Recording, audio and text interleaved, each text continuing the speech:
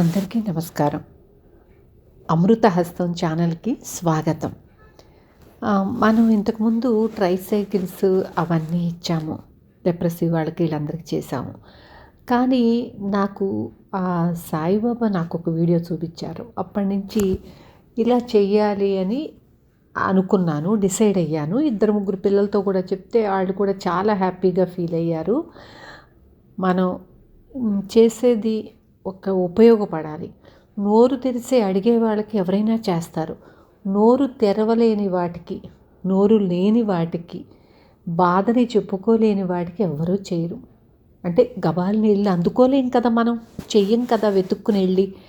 ఇప్పుడు నేను సైకిల్ ఇస్తాను అంటే మనం చెబుతున్నాం అందరికీ, ఎవరన్నా ఉంటే చెప్పండి మీ చుట్టుపక్కల, ఇలాగ చెప్తాం. కానీ ఇలా మూగజీవాలకి ఎవ్వరూ పట్టించుకోరు.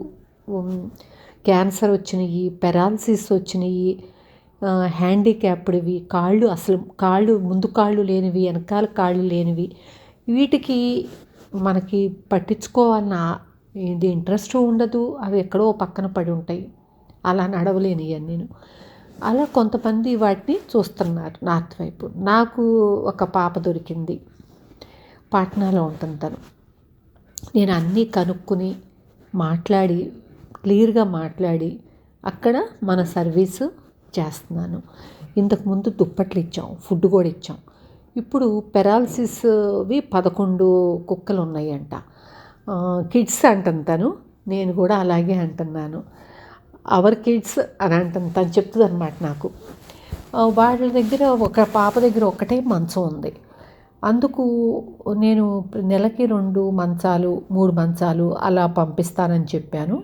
ఇప్పుడు ఫిబ్రవరికి 2 మంచాలు పంపించాను నిన్న.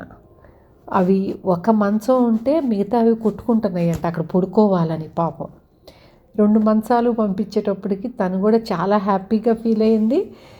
ఆ డాగ్స్ కూడా చాలా హ్యాపీగా ఫీల్ అయినాయి అంట పడుకోబెడితే. అది మనకు కూడా పెట్టాను.